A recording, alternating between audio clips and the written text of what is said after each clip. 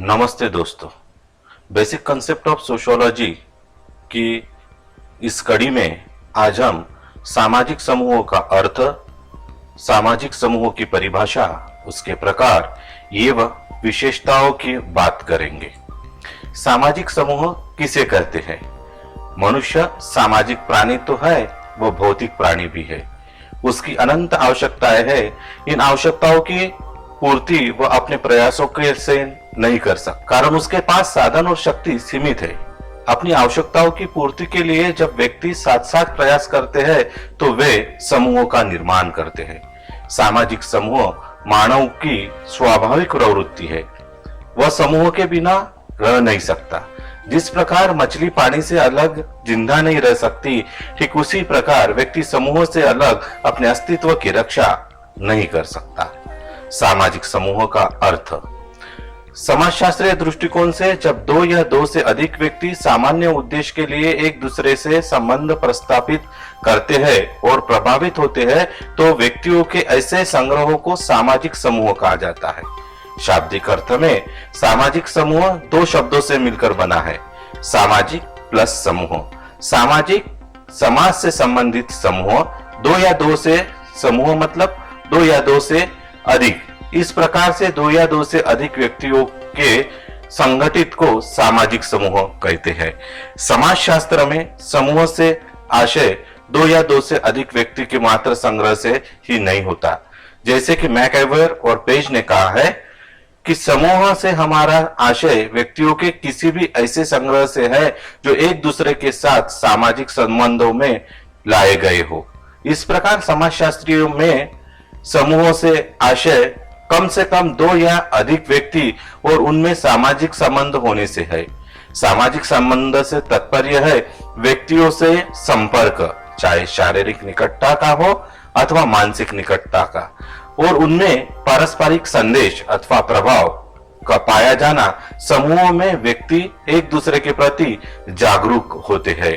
सामाजिक समूहों की परिभाषा, ऑकबर्न तथा निमकॉप, जब दो या दो से अधिक व्यक्ति एक साथ मिलकर रहे और एक दूसरे पर प्रभाव डालने लगे तो हम कह सकते हैं कि उन्होंने समूह का निर्माण कर लिया है। मैकआइवर और पेज का कहना है, समूह से हमारा तात्पर्य मनुष्य के किसी भी ऐसे संग्रह से है जो सामाजिक संबंधों द्वारा एक दूसरे से बंधे हैं। शरीफ एवं शरीफ, समूह एक सामाजिक इकाई है जिसका निर्माण ऐसे व्यक्ति से होता है जिनके बीच कम या अधिक मात्रा में निश्चित स्थिति एवं कार्य विषय संबंध में हो। बोगर्स का कहना है, समूह किसी वस्तु की इकाई की संख्या है जो एक दूसरे के निकट स्थित है। फेयरचाइल्ड का कहना है, दो या दो से अधिक व्यक्तियों का संग्रह समूह है जिनके बीच स्थापित मनोवैज्ञानिक अंतरक्रिया प्रतिमान होता है जो उसके सदस्यों द्वारा तथा सम्मानता दूसरों के द्वारा भी उसके विशिष्ट सामूहिक व्यवहार के कारण ये वह संधि के रूप में स्वीकृत किया जाता है। कैटल, समूह उस जमात को कहते हैं जिनमें प्रत्येक व्यक्ति को कुछ आवश्यकताओं की पूर्ति के लिए सभी सदस्यों का सहयोग लिया जाता है। ग्रीन के अनुसार समूह की परिभाषा इस प्रकार है, समूह व्यक्तियों का संग्रह है जो स्थायी है, जिसका एक या अधिक सामान्य हित या प्रक्रिया है तथा जो संगठित है। सामाजिक समूह की विशेषता है, सामान्य हित। सामाजिक समूह के सभी सदस्यों के हित प्राय समान होते हैं। सामान्य हित होने से समूह का स्थायित्व बढ़ता है। दूसरा है सदस्यों की पारस्परिक जागरूकता। सामाजिक समूह के प्रत्येक सदस्य को अन्य सदस्यों तथा अपने समूह के प्रति जागरूक होना चाहिए। पारस्परिक जागरूकता से सामाजिक संबंध विकसित होते हैं। तीसरा है मनुष्यों का संग्रह। सामाजिक समूह की सबसे प्रथम विशेषता यह है कि इसमें मनुष्य का संग्रह होना आवश्यक है। सामाजिक समूह निर्माण के लिए कम से कम दो मनुष्यों का संग्रह होना आवश्यक है। केवल एक व्यक्ति की उपस्थिति को समूह नहीं कहा जा सकता। चौथा है सामाजिक संबंध। इसे पारस्परिक संबंध भी कहा जाता है। इसका तात्पर्य यह है कि समूह के सदस्य में पारस्परिक संबंध का होना अनिवार्य है। पारस्परिक संबंध से उनमें चेतना का विकास होता है। ये चेतना सामाजिक संबंधों के निर्माण और विकास में सहायक होती है। पांचवा है एकता की भावना। सामाजिक समूह के सदस्यों में एकता पाई जाती है। इस एकता का आधार चेतना है। ये चेतना दो प्रकार की होती है, एक चेतना एकता, अचेतन एकता। 6 नंबर का है सदस्यों का पारस्परिक आदान प्रदान। सामाजिक समूह के अंतर्गत समूह के सभी सदस्यों के मध्य आदान प्रदान होना भी आवश्यक है। एक ही समूह के सदस्य में विचार एवं वस्तुओं का आदान प्रदान हुआ करता है।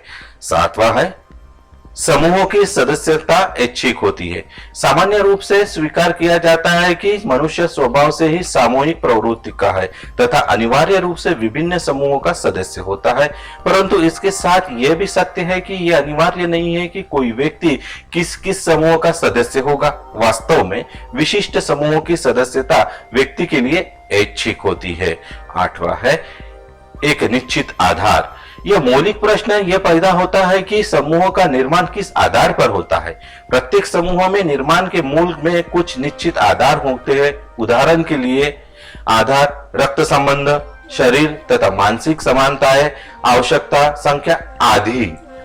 सामाजिक समूहों के प्रकार। प्राथमिक समूह ये प्रारंभिक समूहों को संदर्भित करता है जिसमें एक व्यक्ति शामिल होता है। वे उन लोगों का एक छोटा समूह होता है जिसके सदस्य अंतरंग और व्यक्तिगत संबंधों को साझा करते हैं, जो अक्सर शामिल लोगों के लिए एक समर्थन और एक आराम नेटवर्क के रूप में सेवा करते हैं। प्राथमिक समूह व्यक्ति के विकास में महत्वपूर्ण भूमिका निभाते हैं। प्राथमिक समूह के कुछ उदाहरण परिवार, स्कूल, तत्काल समूह, खेल का समूह और गिरोह। परिवार आम सहमति, जन्म सामान्यता, आत्मीयता, विवाह या अंतर संबंध, सहनिवास या इन पहलुओं के कुछ संयोजन से जुड़े लोगों का एक समूह है। तत्काल परिवार के सदस्य में जोड़े माता पिता, भाई बहन, बेटे और बेटियां शामिल हो सकती है। विस्तारित परिवार के सदस्यों में दादा दादी, चाचा चाची, चचेरे भाई, भतीजे भतीजा और भाई बहन शामिल हो सकते हैं। अधिकांश समाज में बच्चों के सामाजिकरण के लिए परिवार मुख्य संस्था है। ये आमतौर पर एक उन्हें बढ़ाने के लिए बुनियादी की इकाई है। गिरोह समूह या गुट ये व्यक्तियों का एक समूह है जो एक दूसरे के साथ बातचीत करते हैं और एक समान हितों को साझा करते हैं। लिंग, जातीय समूह या लोकप्रियता की परवाह किए बिना गिरोह के साथ बातचीत सामाजिक विकास का एक सामान्य हिस्सा है।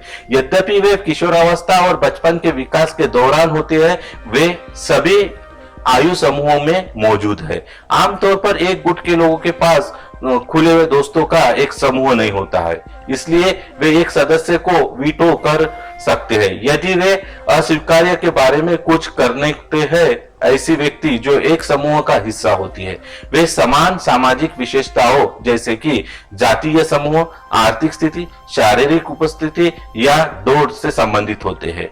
माध्यमिक समूह ये ऐसे समूह है जिसमें कोई व्यक्ति जीवन भर जुड़ता है। वे इसके सदस्य में काम अंतरंग रखते हैं। इनके पास आमतौर पर विशिष्ट लक्ष्य होते हैं। वे एक तरह से व्यवस्थित होते हैं और वे औपचारिक होते हैं।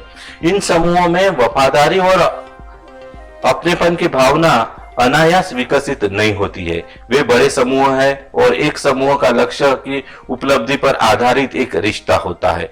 माध्यमिक समूहों के कुछ उदाहरण इस प्रकार है। राजनीतिक दल, सहकार्यता, चर्चा के सदस्य, समान शहरीकरण के निवासी आदि शामिल है। सहकार्यता एक कार्य वातावरण में कर्मचारी व पर्यवेक्षक एक कार्य को पूरा करने के उद्देश्य से एक पारस्परिक स्थान जैसे कार्यालय में है। पर्यवेक्षक अपने कर्मचारियों को एक ऐसी व्यवस्था देकर निर्देशित करते हैं जो उम्मीदों और आवश्यकताओं पर प्रकाश डालती है। संरचित वातावरण का लक्ष्य एक पूर्व निर्धारित कार्य को प्राप्त करना है। सहपाठियों एक कक्षा में छात्र और एक शिक्षक होते हैं। शिक्षक एक संरचना और एक वातावरण बनाने के लिए प्रभारी है ताकि छात्र सीख सके। इसमें नियमों और अपेक्षाओं का एक टूट सेतु लागू करना शामिल है। साथ ही छात्रों को अपने शैक्षणिक लक्ष्यों को प्राप्त करने की मदद करना है। एक कमरा एक स्कूल में स्थित है जो छात्रों और शिक्षकों के लिए एक आम बैठक का स्थान है।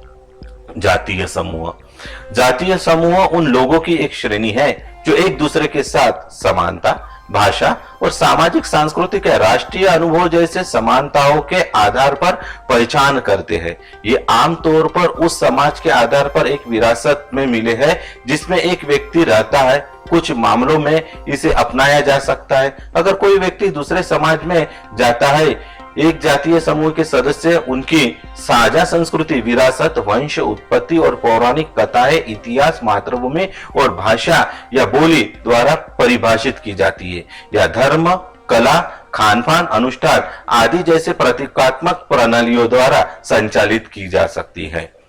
मित्रों, आज अपन ने यहाँ समूहों के बारे में चर्चा की है। अगर आपको मेरा ये वीडियो अच्छा लगता है तो इसे लाइक करें और इस मेरे चैनल को सब्सक्राइब करें। धन्यवाद।